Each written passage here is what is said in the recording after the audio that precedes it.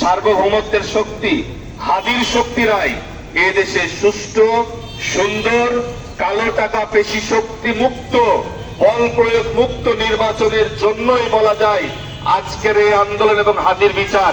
কেউ যদি মনে করেন হাদির এই বিচারটা একটা নাটক, কেউ যদি মনে করেন হাদির এই বিচারটার দাবিটা হচ্ছে নির্বাচন বানচালের প্রচেষ্টার অংশ, তাহলে বলবো সারা জীবন নির্বাচনকে নিয়ে পলিটিক্স করতে গিয়ে হাসিনার যে দশা হয়েছে, আগামী দিনে এই আন্দোলনকে যারা নির্বাচন বানচালে পলিটিক্স দেওয়ার চেষ্টা করছেন, আগামী দিনেও শেখ হাসিনার মতো করুন পরিণতি তাদের হবে ইনশাআল্লাহ।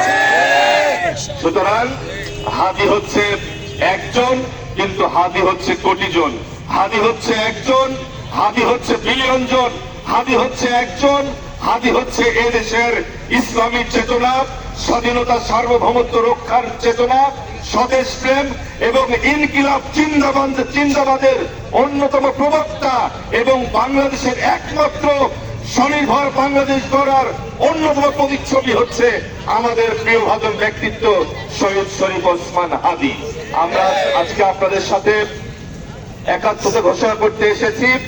আগামী দিনে যে কোনো সংকটে, যে কোনো সমস্যায়, বাংলাদেশের নিরাপত্তায়, স্বাধীনতা অক্ষুণ্ণ রাখতে আমরা আপনাদের পাশে থাকব।